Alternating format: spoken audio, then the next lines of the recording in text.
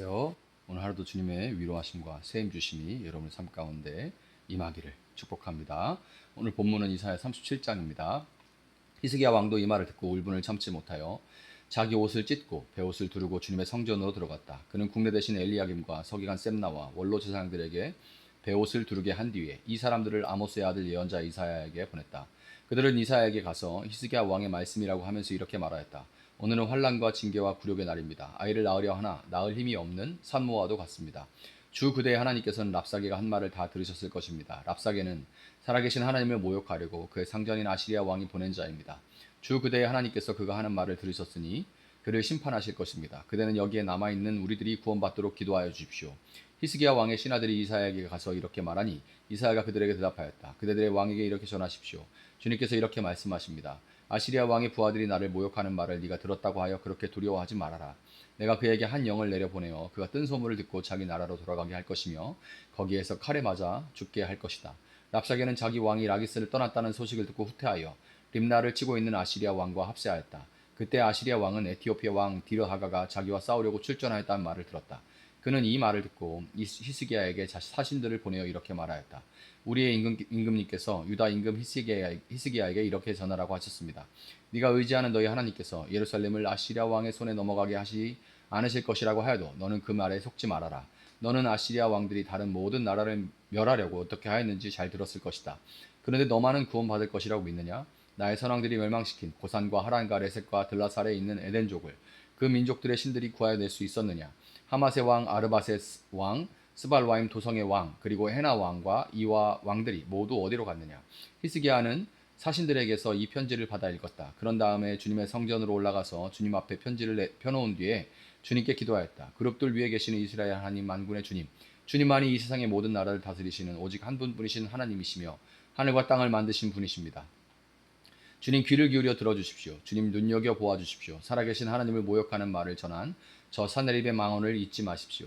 주님 참으로 아시리아의 왕들이 여러 나라와 그 땅을 마구 짓밟아 버렸습니다. 여러 민족이 믿는 신들을 모두 불에 던져 태웠습니다. 그러나 그들은 참 신들이 아니라 나무와 돌로 만든 것들이기에 아시리아 왕들에게 멸망당할 수밖에 없었습니다마는 주 우리의 하나님 이제 그의 손에서 우리를 구원하여 주셔서 세상의 모든 나라가 오직 주님만이 홀로 주 하나님이심을 알게 하여 주십시오. 아모스의 아들 이사야가 히스기야에게 사람을 보내어 이렇게 말하였다. 주 이스라엘 하나님께서는 임금님께서 아시리아 왕 사네립의 일 때문에 주님께 올린 그 기도를 들으셨다고 말씀하셨습니다. 아시리아 왕을 두고 주님께서 다음과 같이 말씀하셨습니다. 처녀딸 시온이 너 사네립을 경멸하고 비웃는다. 딸 예루살렘이 오히려 물러나는 너의 뒷모습을 보며 머리를 흔든다. 네가 감히 누구를 모욕하고 멸시하였느냐? 네가 누구에게 큰 소리를 쳤느냐? 이스라엘의 거룩하신 분께 네가 감히 너의 눈을 부릅떴느냐? 네가 종들을 보내어서 나 주를 조롱하며 말하였다. 내가 수많은 병거를 몰아 높은 산 이 꼭대기에서 저 꼭대기까지 레바논의 막다른 곳까지 깊숙이 들어가서 키 큰 백향목과 아름다운 잣나무를 베어버리고 울창한 숲속 깊숙이 들어가서 그 끝간대까지 들어갔고 그리고 땅을 파서 다른 나라의 물을 마시며 발바닥으로 밟기만 하고서도 이집트의 모든 강물을 말렸다. 사내리바 너는 듣지 못하였느냐? 그런 일은 이미 내가 오래전에 결정한 것들이고 아득한 옛날부터 이미 내가 계획한 것들이다. 이제 내가 그것을 이루었을 뿐이다. 그래서 네가 견고한 요새들을 돌무더기로 만들고 여러 민족의 간담을 서늘하게 하고 공포에 질리게 하고 부끄럽게 하였다. 민족들은 초목과 같고 자라기도 전에 말라버리는 풀포기나 지붕 위의 잡초와 같았다. 나는 다 알고 있다. 네가 앉고 서는 것, 네가 나가고 들어오는 것, 네가 나에게 분노를 품고 있는 것도 나는 모두 다 알고 있다. 네가 나에게 품고 있는 분노와 오만을 이미 오래전에 내가 직접 들었기에 내가 너의 코를 갈고리로 꿰고 너의 입에 재갈을 물려 네가 왔던 그 길로 너를 되돌아가게 하겠다. 히스기야 임금님, 주님께서 임금님께 다음과 같은 증거를 보이실 것입니다. 금년에는 백성이 들에서 저절로 자라난 곡식을 먹고 내년에도 들에서 저절로 자라난 곡식을 먹을 것입니다. 그러나 그 다음 해에는 백성이 씨를 뿌리고 곡식을 거둘 것이며 포도밭을 가꾸어서 그 열매를 먹을 것입니다. 유다 사람들 가운데서 난을 피하여 살아남은 사람들이 다시 땅 아래로 깊이 뿌리를 내리고 위로 열매를 맺을 것입니다. 남은 사람들이 예루살렘에서부터 나오고 환란을 피한 사람들이 시온산에서 나올 것이다. 만군의 주님께서 정렬을 가지시고 이 일을 이루실 것이다. 그러므로 아시리아 왕을 두고 주님께서 이렇게 말씀하십니다. 그는 이 도성에 들어오지 못하며 이리로 활도 한번 쏘아보지 못할 것이다. 방패를 앞세워 접근하지 못하며 성을 공격할 토성을 쌓지도 못할 것이다. 그는 왔던 길로 되돌아갈 것이고 이 도성 안으로 절대로 들어오지 못한다. 이것은 나 주의 말이다. 나는 나의 명성을 지키려 하여서라도 이 도성을 보호하고 나의 종 다윗을 보아서라도 이 도성을 구원하겠다. 그런 다음에 주님의 천사가 나아가서 아시리아 군의 진영에서 18만 5천 명을 쳐 죽였다. 다음날 아침이 밝았을 때에 그들은 모두 죽은 시체로 발견되었다. 아시리아 왕 사네립은 그곳을 떠나 니느웨 도성으로 돌아가서 머물렀다. 그러던 어느 날 그가 자기 신 니스록의 신전에서 예배하고 있을 때 그의 두 아들 아드렛멜렉과 사레셀이 그를 칼로 쳐 죽이고 아라랏 땅으로 도망하였다. 그 뒤를 이어 그의 아들 에살핫돈이 왕이 되었다. 아멘. 자, 아시리아 왕 사네립은 18만 5천이라는 대군을 이끌고 유다를 침공했습니다. 당시 아시리아는 아주 잔혹하기로 유명한 세계 최강대국이었죠. 그들의 군대 앞에 수많은 나라들이 무너져 내렸습니다. 이제 예루살렘은 풍전등화, 바람 앞에 등불과 같은 신세가 되었습니다. 바로 그때 사네립이 보낸 편지 한 통이 히스기야의 손에 들려집니다. 그 편지에는 하나님을 모독하고 이스라엘을 조롱하는 끔찍한 내용들로 가득했죠. 이때 이 사탄의 음성과도 같은 이 사네립의 편지, 사탄의 음성 같은 이런 것들이 우리 삶을 포위할 때 히스기야가 어떻게 반응하는지를 주목해 보시기를 바랍니다. 그는 랍사계와 논리적으로 맞서 싸우려고 하지 않았어요. 군사 전문가들을 모아 대책 회의를 열지도 않았습니다. 그는 그 편지를 가지고 곧장 여호와의 성전으로 올라갔습니다. 그리고 14절은 이렇게 기록을 하고 있죠. 히스기야는 사신들에게서 이 편지를 받아 읽었다. 그런 다음에 주님의 성전으로 올라가서 주님 앞에 편지를 펴놓은 뒤에 이렇게 기록하죠.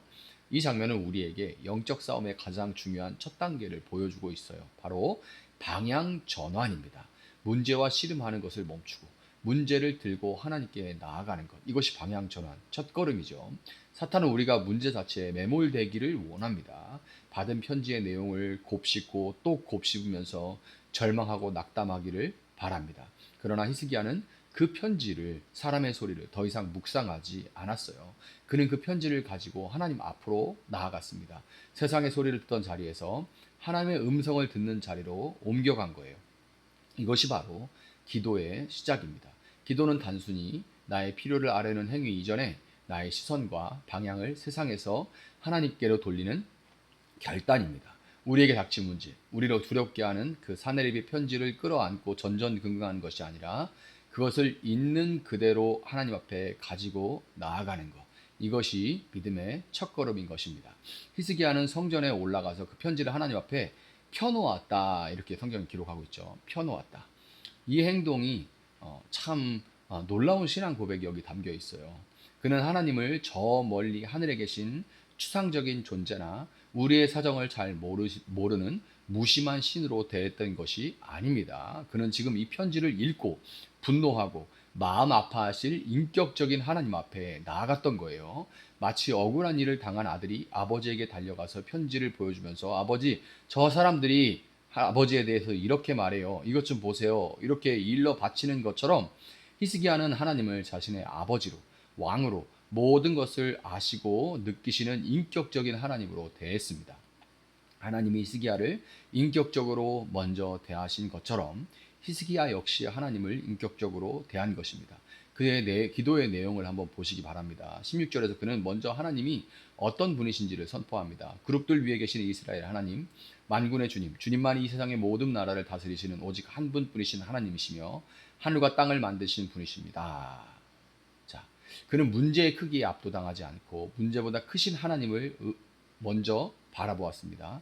그리고 그의 기도는 무엇을 먹을까, 무엇을 마실까 하는 자신의 안위에 머무르지 않았습니다. 그의 기도의 핵심은 20절에 나타나죠. 주 우리의 하나님, 이제 그의 손에서 우리를 구원하여 주셔서 세상의 모든 나라가 오직 주님만이 홀로 주 하나님이심을 알게 하여 주십시오.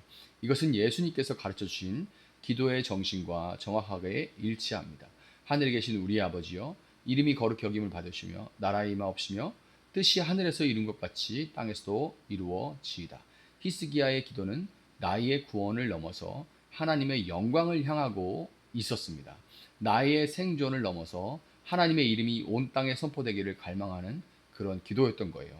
이것이야말로 하나님께서 가장 기뻐하시는 기도, 하나님의 마음을 움직이는 기도입니다. 여러분, 우리의 기도는 어떻습니까? 여전히 나의 문제, 나의 필요, 나의 아픔에만 국한되고 있는 것은 아닙니까? 히스기야처럼 우리의 기도가 나의 문제를 통해 오히려 하나님의 이름이 거룩히 여김을 받으시는 통로가 되기를 소망하는 그런 차원으로 승화될 수 있기를 바랍니다. 우리 문제를 가지고 기도할 수 있죠. 그러나 그것이 하나님의 은혜 가운데 승화되어져 갈 수 있기를 바라는 거예요. 겸손하게 하나님의 영광을 구했던 히스기야의 기도를 들으신 하나님은 즉시 이사야 예언자 이사야를 통해서 응답하십니다. 하나님의 응답은 단호하고 강력하죠. 세상의 권세가 아무리 강해 보여도 그것은 29절과 같이 하나님의 손 안에 있는 갈고리와 제갈에 불과할 뿐인 것입니다. 그리고 하나님은 30절부터 32절에서 두려움에 떠는 당신의 백성에게 구원의 약속을 주십니다. 이 약속은 1차적으로 그날 밤 여호와의 사자가 아시리아의 군대 18만 5천 명을 치심으로 1차적으로 성취가 되었습니다. 인간의 상상으로는 불가능한 일이 하룻밤 사이에 일어난 거죠. 그러나 이 사건은 단지 역사적, 과거의 역사로 끝나지 않아요. 이것은 2차적으로 장차 오실 예수 그리스도를 통해 성취될 궁극적인 승리를 예표하는 것입니다. 아시리아와 사네립으로 대표되는 이 세상의 강력한 제국과 교만한 권세, 요한계시록은 이것을 큰 성 바벨론이라고 지칭합니다. 이 권세는 마지막 날 만왕의 왕으로 다시 오실 예수 그리스도 앞에 완전히 멸망하게 될 것입니다. 그리고 그 끔찍한 심판 속에서도 하나님은 그리스도 예수 안에 있는 남은 자, 즉 교회를 구원하시고 영원한 하나님 나라의 백성으로 삼아 주실 것입니다. 따라서 히스기야의 승리는 곧 우리의 승리인 거예요. 하나님께서 아시리아 군대를 멸하신 그 능력으로 오늘 우리를 위협하는 모든 죄와 사망의 권세를 이미 십자가에서 깨뜨리셨습니다. 우리는 이미 승리한 싸움을 싸우고 있는 것입니다. 이 사실을 믿을 때 우리는 세상의 어떤 랍사계의 소리 앞에서도 당당할 수가 있습니다. 오늘 여러분의 손에는 어떤 사내립의 편지가 들려 있습니까? 재정적인 압박을 알리는 고지, 관계의 깨어짐을 알리는 어떤 통보, 아니면 건강의 문제를 알리는 어떤 진단서, 혹은 여러분의 죄책감을 자극하면서 너는 자격이 없어 라고 속삭이는 사탄의 참소장입니까? 그 편지를 더 이상 혼자 읽으면서 두려워하지 마시기를 바랍니다. 곱씹지 않기를 바래요. 그 편지를 들고 히스기야처럼 하나님의 성전으로 기도의 자리로 나아갈 수 있기를 바랍니다. 그리고 우리의 인격적인 하나님 아버지 앞에 그 편지를 활짝 펼쳐 놓으시기를 바랍니다. 하나님, 이것이 저의 현실입니다. 저를 조롱하고 하나님을 모독하는 이 편지를 보시기 바랍니다. 이 문제를 통해서 오직 하나님의 이름만이 홀로 영광을 받으시기를 바랍니다. 이렇게 우리의 문제를 하나님의 문제로 올려드릴 때 하나님께서 일하시기 시작합니다. 세상의 교만을 꺾으시고 우리를 위해 하나님은 친히 싸워주실 것입니다. 그리고 우리를 남은 자로 여기시고 보호하시고 마침내 뿌리 내리고 열매 맺는 인생으로 회복시켜 주신다는 것을 믿으시기 바랍니다. 이 위대한 구원의 하나님, 우리의 기도를 들으시고 지금도 살아 역사하시는 주님만을 의지하며 이 새날도 믿음으로 승리하는 여러분들 될 수 있기를 예수님의 이름으로 축복합니다. 잠시 기도하겠습니다. 사랑하시는 주님, 감사합니다. 주님, 매일매일 많은 일들이 우리 앞에 닥쳐오고 때로는 감당할 수 없는 일들이 닥쳐옵니다.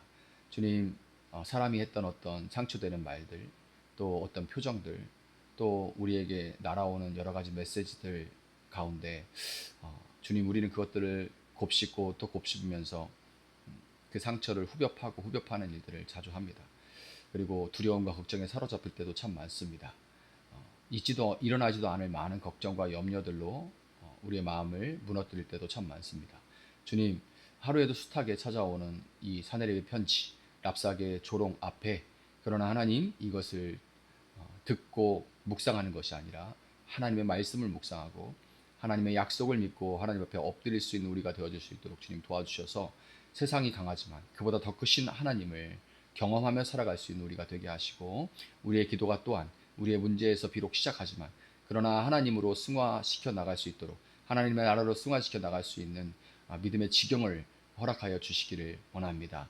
오늘 하루도 주님 은혜 가운데 평강을 누리고 담대한 신앙생활을 할 수 있는 우리 성도님 될 수 있도록 주님께서 함께하여 주시옵소서. 감사하며 예수님의 이름으로 기도합니다. 아멘. 오늘 주신 말씀 붙들고 계속해서 기도합니다.